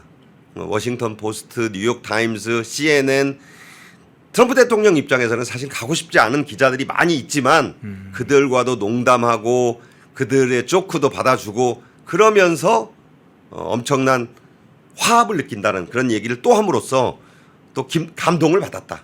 자 이런 메시지 하나하나가 다 정치적인 의미가 있어요. 네. 저게 뭐 진짜 좋아서 그랬겠어요. 그렇지만 내가 죽을 위기를 3번이나 넘긴 대통령으로서 이제는 모두 우리 미국을 중심으로 뭉치자 이런 메시지를 낸 것이다. 그것만으로 저는 상당히 트럼프 대통령이 이번 사건을 반전의 기회로 지금 바꾸고 있구나 그렇게 생각합니다. 예. 자, 그럼 트럼프 대통령의 다른 발언도 한번 좀 살펴보죠. 지금이 종전협상 기간이기 때문에 이란과의 문제가 국제적으로나 국내적으로 가장 중요한 현안이기 때문에 더 주목받을 수밖에 없었는데요. 트럼프 대통령이 이렇게 이야기했습니다. 동기는 모르지만 이 사건의 동기는 모르지만 이란 전쟁과는 무관할 것이다. 그들 즉 수사 당국이라고 하네요. 그들을 그의 단독 범행이라고 생각하는 것 같고 나도 그렇게 생각한다. 이란 전쟁과 좀 무관하다 이 부분을 좀 강조를 했어요. 어떤 메시지로 해석을 하세요? 일단은 아까 범인 아프리카계 미국인입니다. 뭐 이슬람과 관련이 있으면 저렇게 말이 안 나왔겠죠. 뭐 이 사람이 인도 파키스탄 계열이거나 아니면 뭐 이란이나 뭐 아니면 최소한 무슬림이다 하면 저런 말은 안 나왔겠는데 이 사람은 그런 사람은 아니에요. 네. 순수하게 미국에서 태어나고 자란 교육을 받은 그 청년. 근데 이제 아프리카계 미국인 그리고 민주당의 이 카멀라 해리스 후보 지난번에 트럼프 대통령과 2기 그 대선을 놓고 싸웠던 후보에게 $35 정도 소액 기부를 했다 그럽니다. 뭐 우리 돈으로 $25인가요? 그러니까 네, $25. 우리나라 돈으로 뭐 환율을 넉넉하게 쳐도 한 3만 원 뭐 정도 낸 거예요. 네. 그 정도는 무슨 기부라고 보기도 어렵지만 어쨌든 민주당원이다. 그런데 이제 트럼프 대통령이 뭐 이거는 아프리카계고 뭐 민주당원이고 해리스한테 돈 낸 사람이다. 그러면 어떻게 비난할 수도 있잖아요. 네네. 이거는 그쪽의 소행이 분명하다. 그런데 그런 얘기를 일절하지 않았고 또 이란과의 연계 자체가 없는데 굳이 여기서 또 본인의 강한 이미지를 부각시키고 있는데 뭐 이란을 끌어들일 이유도 없다고 생각해서 이란과는 무관한 것으로 보이는 단독 범행이다. 왜냐하면 비밀 경호국이 저 사건 나자마자 저 용의자 집을 샅샅이 털었습니다. 네. 그리고 막 컴퓨터도 다 뒤지고 그랬는데 뚜렷하게 이란과의 연계 증후는 아직은 안 나왔대요. 그러니까 굳이 이란 얘기를 할 것도 없고 또 다만 이렇게는 얘기했어요. 이란 전쟁에서의 내가 승리하는 것을 막을 수는 없을 것이다. 그러니까 이 말은 뭐냐면 이 범인이 왜 그렇게 총을 쏘면서 행사장 안으로 뛰어들어오려고 했느냐. 지금 드러난 얘기로는 트럼프를 포함해서 트럼프 행정부의 인사들을 쏘고 싶었다는 말을 했대요. 예. 꼭 트럼프란 말은 안 했어요. 예. 그러니까 그런 것에서 굳이 이란을 끌어들일 필요가 없다. 이란의 혐의가 드러난 것도 아니고 그렇지만 어쨌든 나에게 반대하는 사람들의 입장에서는 내가 이란 전쟁을 수행하는데 못마땅한 사람 중에 하나가 또 그 어떤 세력이 밀어줄 수도 있겠다고 생각하지만 그러나 나는 굴하지 않겠다. 이런 이미지를 내줌으로써 오히려 트럼프 대통령의 의연함이 담대함이 더 돋보이지 않았는가 그렇게 생각합니다. 예. 다른 차원에서 질문 하나 좀 드려보죠. 언론에서 일부 이제 미국의 CNN 같은 언론에서는 이제 호텔 이 보안 검색대 문제를 지금 제기를 하고 있는데 결국은 무슨 얘기를 하고 싶었냐? 비밀 경호국의 경호에 문제가 있었다. 치명적인 문제가 있었다. 이걸 좀 제기하고 싶었다고 그래요. 뭐 이 용의자 호텔 투숙객이었다는 사실은 확인이 됐고 이 비밀 경호국 문제에 대한 판단 문제도 여러 가지로 해석할 수 있는데 어쨌든 일부에서는 이 경호 문제를 상당히 새롭게 주된 주제로 자꾸 부각시키고 있는데 그 문제는 어떤 차원에서 보세요? 그러니까 네. 그 트럼프 대통령은 이런 말을 했습니다. 이 행사를 백악관에서 했다면 이런 일이 발생했겠느냐. 그러니까 이게 이제 그 미국에서는 기자단이 주최하는 행사 중에는 저렇게 백악관이 아니고 과거 81년도 1981년 45년 전에 실제로 로널드 레이건 대통령이 총격을 받았던 그 찜찜한 장소잖아요. 네, 그러네요. 그런 데서 굳이 행사를 할 필요가 있느냐는 얘기를 한 것입니다. 다만 이게 이제 백악관 주최 행사라면 모르는데 기자단이 주최하는 행사거든요. 그러니까 기자들은 기자들대로 그 기자들이 이제 정한 그 협회가 정한 데서 하는 거예요. 그러니까 워싱턴 힐튼 호텔이 트럼프 대통령으로서는 다소 못마땅했을 것입니다. 기분도 나쁘죠. 보수 대통령이 총 맞아 죽을 뻔한데 거길 또 간다는 게 깨름직했는데 그러나 간 거예요. 왜냐하면 언론의 자유, 표현의 자유를 존중한다는 것을 보여주기 위해서 갔다고 보고 그 호텔에 대한 여러 가지 보안 얘기는 저기는 낡은 호텔이에요. 백악관 비밀 경호국이 제 아무리 그 검색을 강화한다 해도 완벽하게 막을 수가 없어요. 그리고 기자들이라는 게 물론 패스를 가지고 드나들지만 저 사람 보시면 그 기자들이 오는 행사장에 설마 이런 일이 있을까라고 생각했었는데 혼자 막 뭐 무슨 마라톤 세계 기록 그 세운 사람이 100m를 17초에 뛰었다고 오늘 기록을 봤는데 네. 정말 빨리 뛰잖아요. 네네. 저렇게 뛰어들 수 있는 저런 위험한 구역이라는 걸 언론들이 지적을 하는 건데 그렇다면 미국 대통령이 두 번이나 한 번은 총격을 실제로 받았고 한 번은 총격을 받을 뻔했던 이런 장소에서 행사장 자체를 옮기는 게 어떤가 저는 그렇게 생각을 하고 저 워싱턴 힐튼 호텔은 트럼프의 의도는 아니었다.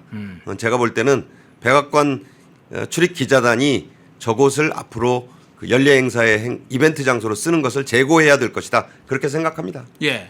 그렇다면 트럼프 대통령이 추가 연속해서 한번 여쭤보면 트루스 소셜에 이렇게 올렸어요.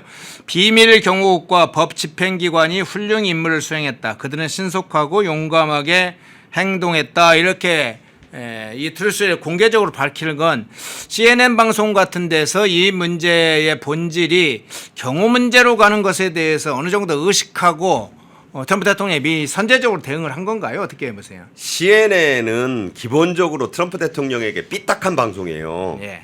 뭔가 트집을 잡으려고 하는 방송이라고요. 그러다 보니까 우리 시청자분들께서 CNN 보도를 통해서 미국의 뉴스나 현상을 보면 왜곡 현상이 일어납니다. 그러니까 정말로 이 펜앤마이크 구독자분들이 미국 상황을 제대로 이해하고 싶으면 CNN만 보시면 안 되고 폭스뉴스를 같이 보세요. 예. 그리고 뉴욕타임스만 보지 마시고 또 보수계 신문인 워싱턴 타임스도 같이 봐줘야 된다. 그런 얘기고 CNN은 어쨌든지 비밀 경호국에 문제가 있으니까 저 아프리카계 미국인이 뛰어들어오게 놔둔 그런 허술함이 있지 않느냐라는 걸 물고 늘어지는 건데 저는 그런 보도는 있을 수 있다고 봐요. 그러나 그 CNN의 보도가 곧 모든 것의 금과 옥조는 아니다. 그리고 CNN은 늘 트럼프 대통령에게 우호적인 적이 단 한 번도 없었다. 이런 점을 지적합니다. 예. 총격 사건 관련해서 좀 압축적으로 좀 진행을 해봤고요. 자, 이제 이란과 미국과 이란의 종전협상 현장으로 다시 한번 가보겠습니다. 미국과 이란의 주말 종전협상이 진행될 것이다라는 일부 예측이 있었는데 결국은 진행이 안 됐습니다. 그런데 그 사이에 좀 다른 상황이 좀 있었어요. 이란의 아그라치 외무장관이 파키스탄에 갔다가 오만으로 갔다가 다시 그 사이에는 이제 미국은 아그라치 장관이 오만으로 이동하면서 원래 파견하려고 했던 중동 특사를 포함한 실무단을 파키스탄에 보내려고 했는데 미국은 그걸 취소를 했죠. 트럼프 대통령도 트루스솔에 관련된 내용을 올렸습니다. 라마바드로 가서 이란 측과 만나려던 우리 대표단의 방문 일정을 취소했다 이렇게 공식적으로 발표를 했어요. 그리고 다시 아그라치 외무장관이 그 후에 파키스탄으로 오는 장면까지 지금 진행되고 있는데 전체 양측 지금 협상 진행 상황 어떻게 보세요? 일단은 그 미국 입장에서는 뭐 일요일에 대통령의 총격 시도 사건이 발생하는 충격 속에서 뭐 예. 이란 문제에 별로 그 신경 쓸 여력은 일요일 적어도 우리 시간 일요일 오후에는 없었다.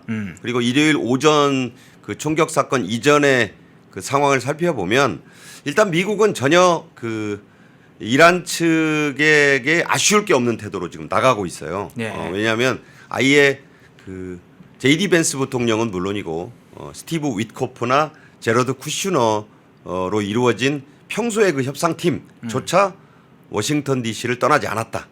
트럼프 대통령이 지시한 거죠.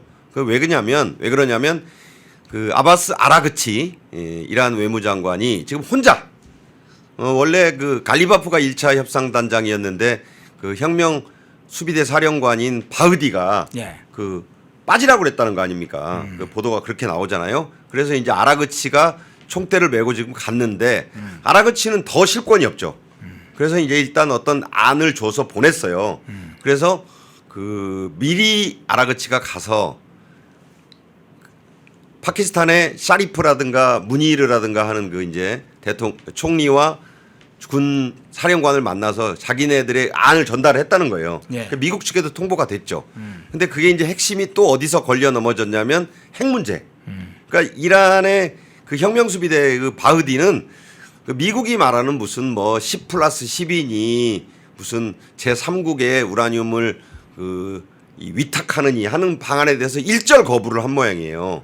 그건 안 된다. 그러니까 미국이 무슨 말도 안 되는 안을 1차보다 더 나아질 게 하나도 없는 계약을 시킨 안을 가지고 왔느냐라면서 즉각 퇴짜를 놨다는 거예요. 예. 그러니까 그러면서 이제 미국 협상단 보고 야 떠나지 마. 갈 것도 없어. 이렇게 된 거예요. 그러니까 이제 아라그치는 그 꼭토각시처럼 그 바흐디의 이제 그 이 혁명수비대 강경파들의 안만 전달을 하고 오만을 간 거예요. 예. 그 원래는 이제 가면서도 파키스탄, 오만, 러시아를 순방하는 일정이다. 일단 겉으로는 그렇게 말했어요. 그런데 오만을 갔다가 이제 뭐 미국이 그 안을 받아들이면 러시아 갖다 오려고 이렇게 생각을 했던가 본데 미국이 무슨 헛소리 하고 있어 하면서 이제 그 말도 안 된다고 하면서 그걸 일축해 버렸다는 소문이 들리고 협상단도 미국에서 안 떠났다고 하니까 본인이 다급해져 가지고 또 거기서 뭐 이제 그 테헤란의 혁명수비대 바흐디니 뭐 이런 사람들하고 또 뭐 소통을 한 모양이죠. 아니 미국이 저렇게 또 펄펄 뛰는데 어떻게 할까요? 그랬더니 야 다시 가봐 그렇게 된 것 같아요. 그래서 또 오만 갔다가 또 와요. 파키스탄으로 또 왔다 그러잖아요. 또 오면서 2차의 수정안을 또 제시를 했다는 거예요. 그 2차 수정안이 트럼프 대통령의 트루스 소셜에 보면은 내가 그 안 보내겠다고 한 지 10분 만에 더 나은 제안을 갖고 왔더라. 이게 무슨 얘기냐? 트럼프 대통령은 지금 호르무즈 해협을 완전 봉쇄하고 딱 지금 그물코를 다 쥐고 있어요. 네. 그물포만 땡기면 이란의 목줄이 같이 땡겨지면서 그 뒤에 중국의 목줄도 같이 땡길 수 있는데 뭐하러 급하게 협상을 진정시킬 것이냐. 지금 그런 태도라고 봐야 되는 거예요. 그래서 그 급해진 아라그치가 다시 왔다가 그 안을 샤리프에게 또 전하고 그리고 또 오만으로 또 갔다는 거예요. 바쁘죠 지금. 네네. 그 아라그치는 한마디로 얘기하면 말이 좋아 외무장관이지 그냥 꼭두각시라고 봐요. 그냥 혁명수비대 강경파들의 하라는 대로 하는 사람. 그러니까 지금 이 협상이 지금 트럼프 대통령이 계속 얘기하는 이란이 너무 혼란하고 지도부가 분열돼 있고 누가 협상 진짜 파트너인지 모르겠다. 통일된 제안을 만들어 와라라고 얘기하는 단계에 거기에 머무르면서 니네가 통일된 안을 안 만들어 오면 우리는 계속 밖에 주둔 이 배치시켜 놓은 6만 명의 이 미군의 병력, 막강한 병력, 그리고 세계 항공모함 전단, 그리고 해상 봉쇄 안 풀어주겠다. 알아서 해라. 지금 이런 상황이라고 봐야 됩니다. 예.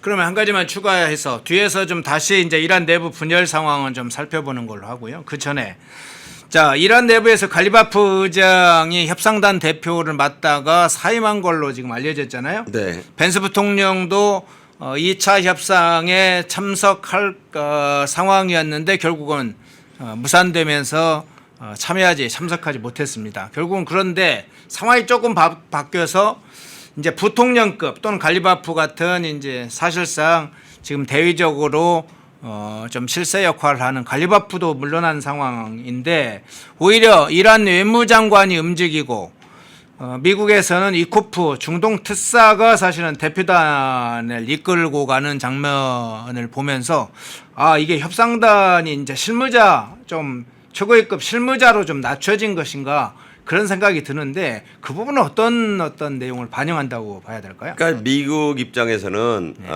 혁명수비대의 강경파들이 양보를 하지 않으면 이 협상은談판은 이루어지기 어렵다. 그러니까 뭐냐면 네. 미국은 좀 중기적으로 시간을 끌 생각인 것 같아요. 제가 볼 때 단기적으로 그렇다고 해서 지금 곧바로 또 공격을 재개하지도 않겠다는 것이 트럼프 대통령의 최근 발언을 보면 네. 최후 통첩 이런 말은 또 안 하잖아요. 그러니까 곧바로 공격은 안 하는데 해상 봉쇄가 상당히 먹히고 있다고 판단을 하는 것 같습니다.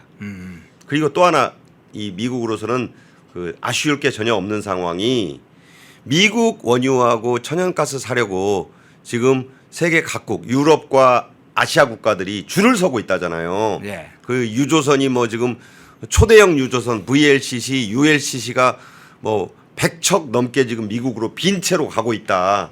그럼 미국 입장에서는 중동산이 가깝고 뭐 가성비 좋다고 사가던 사람들을 못하게 해놓으니까 미국산 기름의 그 원유와 천연가스의 수출량이 역대 최고를 지금 기록하고 있다는 거잖아요. 네. 그 좀 비판적으로 보는 쪽에서는 그거 뭐 중동에서만 사태가 해결되면 금방 또 원래대로 돌아갈 걸 뭐 이렇게 얘기하지만 저는 그렇게 안 봐요.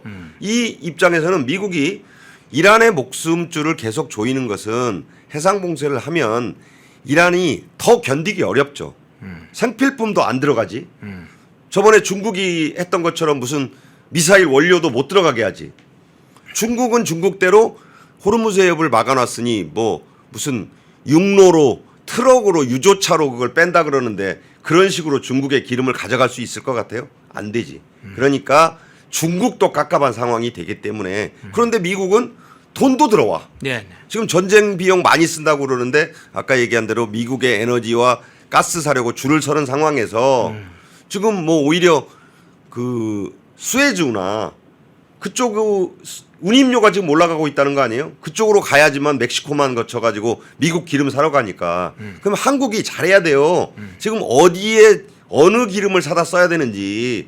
지금 일본은 이미 미국산 원유와 가스를 사는데 줄을 섰어요. 제가 볼 때는. 네. 근데 한국은 아직도 중동의 미련을 못 버리면서 미국과는 좀 거리를 두는 행보를 가는 것인데 이게 과연 그 잘하는 것인지는 저는 비판적으로 봅니다. 예. 자, 그러면 실제로 이란 내부의 어떤 분열 상황에 관해서 한번 좀 살펴보죠. 지금 갈등이 있다 이런 설은 알려졌는데 이게 치명적으로 지금 종전협상을 진척시키는데 실제로 이제 장애윤이 되고 있는지 그 부분을 한번 좀 살펴볼 텐데요. 월스트리트 저널에서 이러한 상황을 이렇게 보도를 했습니다. 이란 지도부의 분열이 종전이담 진전을 위한 노력에 좌절을 안겼다. 핵 문제를 협상 테이블을 올리는 것 자체가 문제라고 이라는 이야기하고 있다. 핵 문제를 협상 의제로 삼으면서 적을 더 대담하게 만들었다. 뭐 이런 이제 여러 가지 나오는데 특히 월스트리트저널에서도 이란 지도부들의 내부 분열 자체가 사실은 종전회담을 막는 장애 요건이다 이렇게 지금 분석하고 있네요. 네, 월스트리트 저널뿐만 아니라 뉴욕 타임즈 같이 약간 좀 트럼프 대통령 행정부의 또 트럼프 대통령의 비판적인 언론들이 다 저렇게 보도해요. 근데 저건 뭐 트럼프에 대한 친소 관계를 떠나서 제가 보기에도 이란 지금 머리가 없어요. 모스타바 하메네이는 지금 벌써 전쟁이 일어난 지가 이제 2달 좀 있으면 될 텐데. 네. 전쟁 개전 직후에 아버지 죽고 북살당하고 난 뒤에 바로 최고 지도자로 선출된 뒤에 한 번도 하메네이를 본 사람이 없잖아요. 봤다는 사람도 없어요. 네네. 그러니까 자 지도자는 최고 지도자는 없지. 이란 대통령 보고는 혁명수비대 최고사령관 바흐디가 민생이나 챙겨라. 너는 내정이나 하고 외교라든가 국방 특히 미국과의 전쟁 혹은 협상은 손을 떼라. 대통령도 손을 뗀 상태고 그나마 있던 갈리바프도 1차 협상당 단장으로 갔다 왔는데 마음에 안 든다고 본인이 사임을 한 건지 사임을 시킨 건지는 몰라도 정확한 사실은 2차 협상 단장은 아니라는 것. 그러면 누구에게 권력이 가 있겠는가. 물음표지만 그중에서도 이 이슬람 혁명수비대장인 바흐디에게 실권이 많이 갔구나. 그러니까 아라그치는 바흐디 입장에서도 이란 외무장관이고 뭐 외국어도 잘 하고 하니까 이 갈리바프는 몰라도 아라그치는 써먹어야 되잖아요. 네네. 그건 지금 밖으로 지금 돌리고는 있는데 아라그치는 아무 실권이 없는 거예요. 아까 말씀드린 대로 아니 혼자 갔는데 가서 뭔 전달을 하고 오만을 갔다가 미국이 퇴짜 놓으니까 또 오만에서 또 파키스탄 또 왔다가 뭐 전달하고 또 갔다 그러고 이게 협상단장의 모습이 아니죠. 이 사람은 그냥 메신저 방자야 방자. 내가 볼 때 원님은 저기 동원에 앉아 있고 방자가 지금 왔다 갔다 하는 형국이다. 저는 그렇게 볼 때 미국이 그런 방자를 상대로 무슨 내실 있는 또는 알맹이가 있는 그런 그 협상을 하겠느냐. 문제는 핵이다. 핵을 이란이 좀처럼 절대로 그 무기로 만드는 농축우라늄의 그 문제를 포기하지 않으려고 하기 때문에 미국은 절대 그것은 양보를 못한다. 우선 핵 포기가 선제되고 네. 호르무즈 해협은 그 다음 문제다. 호르무즈는 지금 봉쇄하는 것만으로도 미국은 이득을 보고 있어요. 저는 그래서 이 국면에서 우리가 국제뉴스를 떠나서 한국이 깝깝한 거예요. 호르무즈를 계속 막아놓으면 제가 볼 때 5월 위기설, 6월 위기설은 눈앞에 지금 현실화되고 있다고 봅니다. 예. 자, 이 문제도 한번 살펴보죠. 이제 중국에 대한 미국의 경제 제재 조치가 본격화되는 상황이 지금 발생하고 있는데요. 이 종전협상은 어차피 지금 상당한 시간이 걸릴 걸로 보입니다. 그런데 이란산 원유 유통망을 겨냥한 미국의 전방위 압박이 지금 진행되고 있는데 그중에 미 행정부가 중국 소재 대형 정유시설 그리고 40개 중국의 해운사 및 유조선에 대해서 경제 제재를 부과하겠다 이런 입장인 걸로 알려졌습니다. 중국에 대한 경제 제재 조치는 좀 강도 높게 지금 더 추가되는 건가요? 어떻게 보세요? 네, 그렇죠. 뭐 이 아시다시피 이제 중국의 인민은행과 공상은행에 대한 네. 스콧 베센트 미 재무장관의 그 제재는 시작이 됐죠. 네.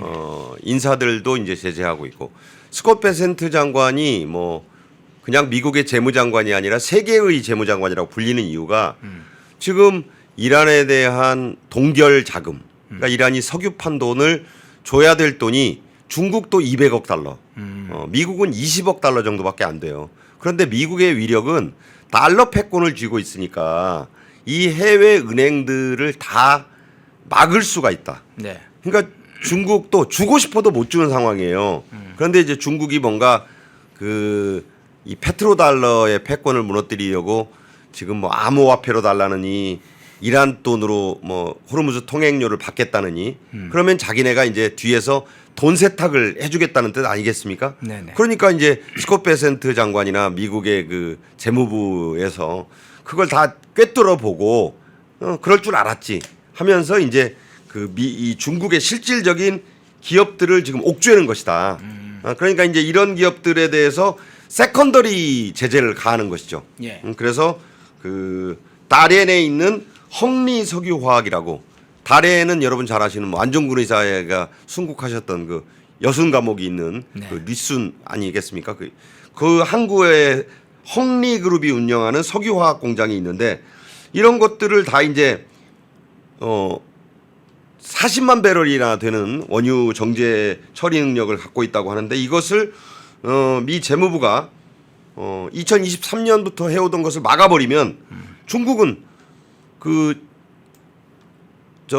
호르무즈가 됐든 홍해로 빠져나오는 기름이 됐든 말라카를 지나가지고 올리면 바로 다롄에 있는 정유 시설로 갔다가 이제 거기다 정유 저장을 한 뒤에 중국 각지로 보내야 되거든요. 예. 그러니까 미국이 그걸 알고 이곳을 틀어 막는 것이다. 그러니까 미국의 이 세컨더리 제재는 중국으로서도 그렇게 간단히 볼 일이 아니다. 왜냐하면 중국은 이란과 달리 훨씬 더 많은 세계 여러 나라와 교역을 하고 있는데 그 교역 대금의 돈줄은 미국이 틀어지고 있기 때문에 중국이 마음대로 세계 G2다 어쩌고 하지만 아직은 미국을 넘어설 만한 위력은 없다.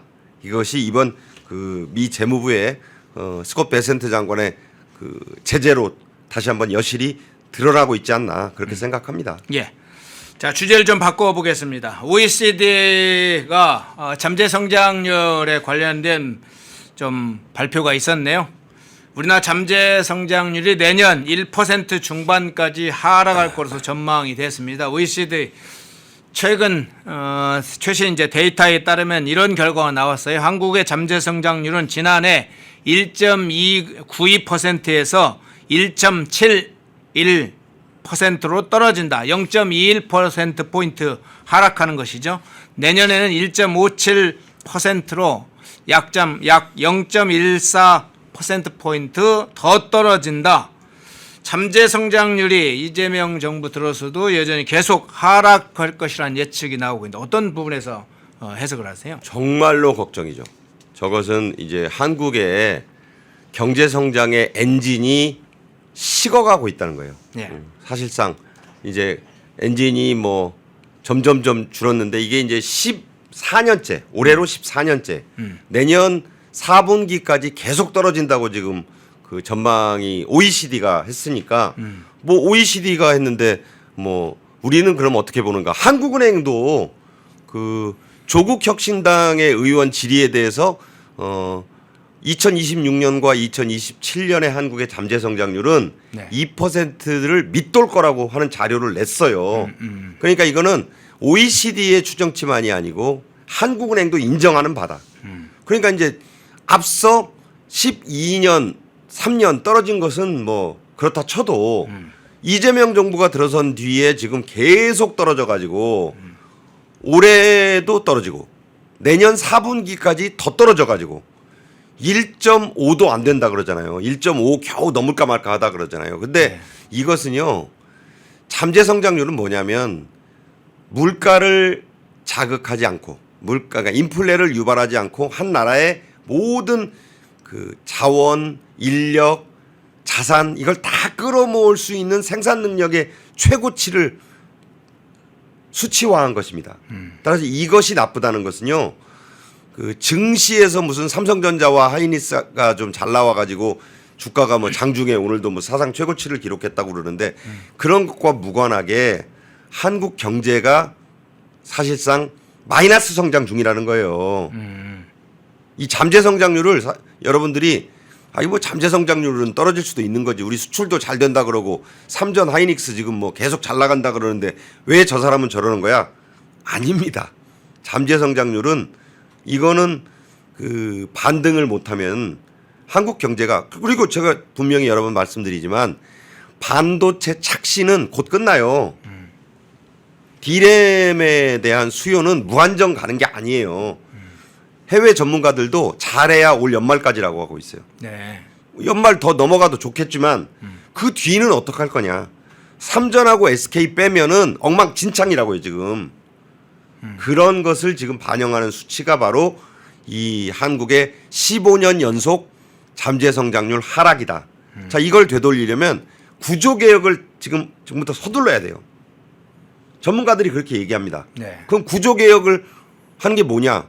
노조들의 그 과다한 요구를 빨리 지금 정리할 거 정리해가지고 그 장사 되는 곳과 안 되는 곳을 나눈 뒤에 과감하게 인력도 줄일 건 줄이고 군살과 비계를 빼야 된다는 얘기죠. 그거 이재명 정권이 할 수 있어요? 제가 보기에는 못할 것 같은데요. 그러니까 위험하다는 거예요. 예. 그러면 그 장면 중에 위험한 장면 좀 하나 요즘 더 부각되는 게 지금 말씀하신 삼성전자와 SK 하이닉스가 뭐 최근에 사상 초유의 실적을 거두었다. 뭐 그래서 성과급 배분 장치 배분 요구도 상당히 좀 높아지면서 산업계 전반으로 전체로 확산되는 조짐인데 이게 성과급 잔치뿐만 아니라 동시에 그러다 보니까 노란봉투법의 시행 후속 조치까지 후폭풍까지 몰아오면서 파업 경계령, 경계주의보 이것까지 동시에 지금 산업계에서 퍼지고 있네요. 지금 보세요. 네. 삼성전자가 5월 21일부터 18일간 파업을 하겠다고 선언했어요. 예. 그 맛보기로 4월 23일 날 삼성전자 노조원 4만여 명이 그 집회를 했죠. 네. 보도가 됐을 겁니다. 지금 그림에도 나오는데 자 그러면서 얼마나 그러면 이 맛보기 집회 참석 시위가 영향을 줬냐? 전체적으로 58.2%의 생산량 감소가 있었다. 아니 파업 안 하고 4만 명 모여서 집회만 했는데 그날 이 반도체 쪽에서는 무려 17% 가까운 생산 하락이 있었다. 전체적으로는 삼성전자의 그 일 매출이 생산량이 58% 넘게 줄었다. 네. 자, 그래서 학자들은 그렇게 얘기합니다. 18일을 만약 총파업을 하면 최소 30조 원의 피해가 날 거라고 하고 있어요. 노조도 인정해요. 그러면서 30조 원 피해를 볼래 우리가 얘기하는 영업이익의 15% 다시 말해 45조 원을 우리들한테 골고루 나눠줄래. 네. 그걸 나눠준다고 계산을 해보니까 삼성전자 전체로 보면은 3억 원씩 나눠줄 수 있고 네. 반도체 부문 직원들 7만 8천 명인가만 따로 떼가지고 n분의 1로 나눠주면 5억 원을 나눠준대요. 네. 근데 그게 그 영업이익 15%가 삼성전자 노조원들 겁니까? 그게 삼성전자 노조원들이 잘해서 얻은 거예요? 대한민국 전체가 열심히 했고 거기에는 많은 그 협력업체 직원들의 노고와 땀방울 대한민국 전체의 어떤 그런 노력도 기들어져 있는 것이고 네네. 또 운도 좋았잖아요. 근데 이런 식으로 해서 30조 원을 택할래 40조 5조 원을 나눠주고 말래 이게 말이 됩니까? 반문하고 싶어요. 예. 자, 파업의 국가가 그 존치가 가능할까요? 경제적으로 존재가 가능합니까? 파업의 천국이라는 건 있을 수가 없죠. 자, 끌로에님 후원 고맙습니다. 시청하시면서 좋아요 깜빡하신 분들 좋아요 한번 꾹 눌러주시면 좋겠습니다. 많은 응원이 되고 격려가 됩니다. 선거 현안 좀 한두 가지 좀 예. 여쭤볼게요. 추경호 전 원내대표, 추경호 의원이 이제 국민의힘 대구시장 후보로 결과적으로 선출이 됐습니다. 네. 뭐 이에 앞서서 이진숙 전 방통위원장이 최종적으로 대구시장 불출마하겠다 이렇게 입장을 밝혔고 결과적으로 추경호와 김부겸의 양자 대결 구도로 이제 상황이 정리가 됐는데 이 상황 어떤 차원에서 좀 해석을 하세요? 정말 만시지탄이고 예. 뒤늦게나마 참 잘 됐다 이렇게 볼 수 있죠. 왜냐하면 김부겸 독주 분위기가 좀 있었잖아요. 그동안 예. 뭐 주호영 의원도 뭐 불출마 선언하기 전까지는 뭐 나간다 그랬고 이진숙 전 위원장도 무소속으로 나가면 그냥 대구를 파란 깃발에 드디어 물들이는 것인가 뭐 이런 우려가 실제로 있었고 여러 여론조사도 김부겸이 넉넉하게 앞서간다 뭐 이런 여론조사 결과가 있어서 뭐 불안했죠. 그러나 이제 지금 이 말씀하신 대로 추경호 의원이 이 후보로 선출이 됐고 이진숙 전 위원장이 이제 불출마를 선언하면서 추경호 의원을 돕겠다고 선언도 했어요. 네. 주말에. 네. 그렇게 되면서 이제 좀 정리가 좀 된 것 아닌가. 그리고 주호영 의원도 뭐 안 나가겠다고 하니까 그렇다면 이제 김부겸 대 추경호, 추경호 대 김부겸의 1대1 구도가 되면서 결국 아까 뭐 우리 허현준 앵커도 얘기하지만 여전히 그런 와중에서도 더불어민주당에 대한 국민의힘의 대구 경북 지역, 특히 대구 지역의 정당 지지도는 네. 월등히 높습니다. 네. 그래서 개인에 대한 지지도와 정당 지지도가 따로 놀았던 현상이 이제 커플링, 동조화되는 쪽으로 가지 않겠느냐. 그래서 이제 그 주말과 일요일을 거친 이 사건에 대한 그 여론조사가 또 있어야 되겠죠. 아까 뭐 일부 여론조사 결과가 있었다고도 하지만 저는 점점 그 차이가 좀 이제 좁혀지면서 역전의 계기가 될 것이다. 그리고 한 가지 꼭 우리가 이 포인트로 짚어봐야 될 것은 추경호 의원의 지역구가 대구 달성입니다. 네네. 달성인데 이제 배지를 내놔야겠죠. 그래요. 본인이 당연히 대구시장 나가니까 내놓을 거예요. 그렇다면 보궐선거가 이곳에서 치러지는데 장동혁 국힘 대표가 그 이진숙 전 위원장과 교감을 가졌다고 하는 얘기가 나오잖아요. 네. 그래서 이제 일단 단수 공천을 전략 공천을 하는 방안 그리고 또 그 지역에 뭐 국민의힘의 경선 절차를 밟는다 해도 지금 분위기에서는 이진숙 전 위원장이 그 불출마 선언에 이어서 추 후보를 돕겠다고까지 했는데 뭐 당연히 월등한 차이로 경선에서도 앞서지 않겠나? 그래서 뽑히지 않겠나? 이렇게 보고요.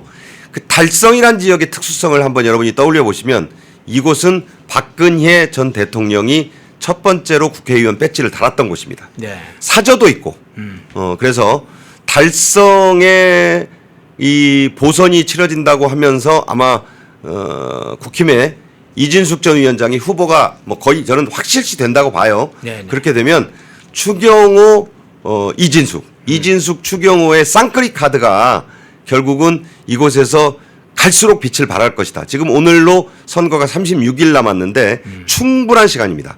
충분히 뒤집기에 가능한 시간이고 박근혜 전 대통령이 경우에 따라서는 이 이진숙 전 위원장이든 아니면 추경호 의원 뭐 인연이 있잖아요. 네네. 그래서 직접 선거 전에 지원 유세에 나설 가능성도 지금 점쳐지고 있습니다. 선거의 여왕이 한번 나서는 순간 대구 경북은 물론이고 이 바람은 지금 부산, 울산, 경남 지금 경남은 바짝 좁혀졌다고 하고 네. 김경수가 위험하다고 해서 지금 더불어민주당에서는 지금 뭐 거기에 1박 2일도 가고 뭐 그렇고 부산의 전재수도 급격히 차이가 좁혀지고 있다고 그래요. 그다음에 또 울산에서도 김상욱이 앞서가던 차이가 거의 지금 그쪽은 또 무슨 진보 좌파 단일화가 잘 안 돼가지고 네, 그렇죠. 혼란이 많다. 제가 볼 때는 TK, PK 5구역은 점차 조만간 빨간불이 들어오지 않겠느냐. 이게 무슨 뜻이냐면 빨간색으로 물들 거라는 뜻이에요. 예. 저는 그렇게 보고 있기 때문에 네. 이제 지금부터다. 선거는 지금부터다 이렇게 봅니다. 예, 한 지역만 더 보죠. 그러면 국민의힘 공관위가 경기 평택을의 후보를 공천을 했습니다. 단수 공천을 했는데 유이동 전 의원을 단수 공천을 했습니다. 그래서 구도가 지금 짜여졌죠. 예, 현재 저 사진에 보면 조국과 황교안 대표와 김재현 간의 대결 사자 구도인데 아직 민주당에서 후보를 내진 아직 않았어요. 조만간 후보를 낼 걸로는 보이는데 김용남 전 의원도 좀 거론된다고 하는데 그러면 사자 또는 오자 대결 구도가 될 가능성이 굉장히 높은데 경기 평택을 선거 어떤 차원에서 보세요? 김용남 씨는요. 네.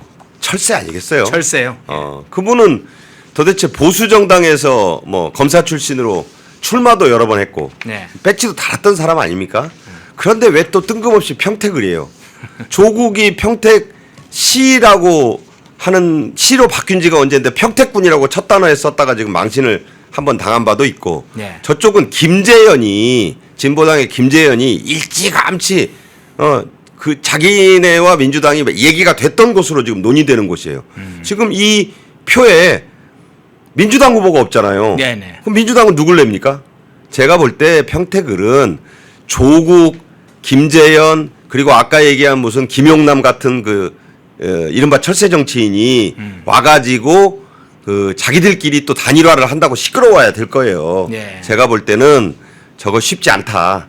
그 저는 평택을이 갈수록 아마 보수에게 유리해지리라고 봅니다. 다만 이제 자유와 혁신의 황교안 전 대표와 지금 국힘의 후보로 선정된 유이동 전 의원은 이곳에 아주 토박이에요. 네. 유이동 전 의원은 이곳에 뿌리가 있는 사람이고 저 나머지 세 분들 또 여기 안 나온 김용남 전 의원 같이 그 사람은 수원 사람 아니에요. 뭐 수원하고 평택이 거기서 거기다 그러면 대한민국이 뭐 다 단일 지역구입니까? 이것은 또 그것도 철새 논란이 있을 수 있고 원래 정치적으로도 그런 식으로 자꾸 잠바 색깔 바꿔 입은 사람들이 정치적으로 성공하는 거 보여주면 안 된다고 저는 생각해요. 따라서 보수에서만 국민의힘의 유이동 후보와 자유와 혁신의 이 황교안 전 총리 이 두 분이 아름답게 단일화를 좀 한다면 평택을도 가져올 수 있다. 빨간 깃발로 바꿔 끼울 수 있다라고 저는 생각합니다. 예. 자, 전 선거 현안까지 살펴봤습니다. 트럼프 대통령 워싱턴 히트로 호텔의 총격 사건부터 이란, 미국과 이란의 종전 협상의 진행 상황 그리고 국내 현안 좀 살펴봤습니다. 일부 박상규 시사평론가님이었습니다. 고맙습니다. 감사합니다. 네. 자유리더 아카데미 제4기 강좌가 개설됩니다. 제4기의 주제는 세계사의 판이 바뀌고 있다입니다.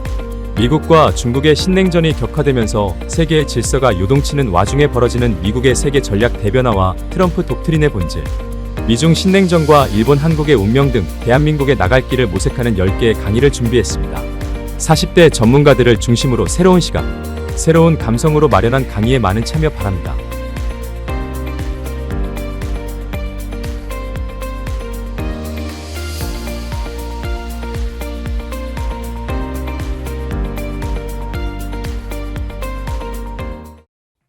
흐름을 읽으면 돈이 보인다. 펜앤 경제TV 월화수목금 오후 4시 라이브 4 경제의 핵심만 쏙쏙 경제픽설 주식시장을 읽는 눈 머니인사이트 투자의 맥을 한방에 박상규의 투맥 글로벌 투자 시그널 세계를 보는 눈 기업가 정신의 재발견 기업가 열전 영웅시대 당신의 통찰이 수익이 되는 시간 라이브 4 매일 오후 4시에 라이브로 뵙겠습니다.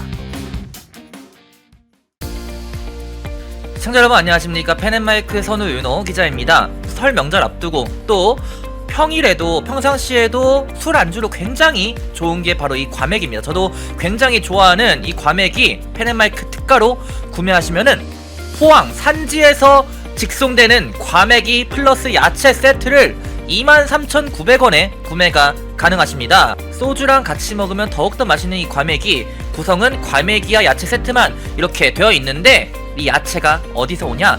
당일 새벽에 옵니다. 그래서 정말 신선하고 특히나 포항 산지에서 나오는 이 과메기는 그 어느 과메기보다도 꾸덕하고 쫄깃하고 고소합니다. 저도 방금 먹어봤는데 너무나 맛있었던 이 과메기 펜앤마이크 특가로 구매하시면은 23,900원에 구매가 가능하시니까 우측 카드에 나와있는 1522-1331 1522-1331 전화 주시면은 간편하게 문의 및 구매 가능하시니까 많은 관심 부탁드리도록 하겠습니다.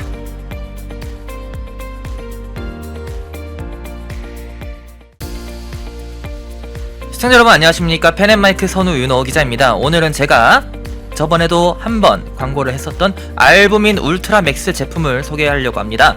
남재현 원장이 직접 배합한 알부민 울트라 맥스 이미 판매 건수 300만 돌파로 너무나 유명한 제품인데 이번에 저희 펜앤마이크에서 특별히 준비한 게 있습니다. 바로 2+2 이벤트입니다. 2개를 구매하시면 2개를 더 얹어서 드리는 그런 이벤트를 준비를 해보았는데요. 지난번에서도 너무나 반응이 좋았고 폭발적이었습니다.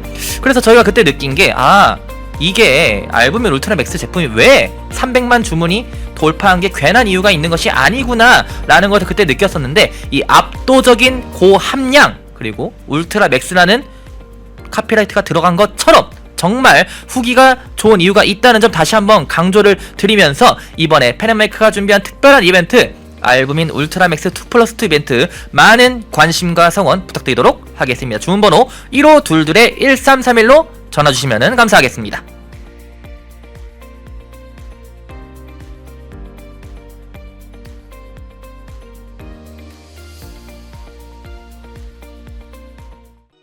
펜앤마이크에서 추천하는 영상도 보고 가세요. 다른 영상도 즐기시려면 구독 버튼을 꼭 눌러주세요.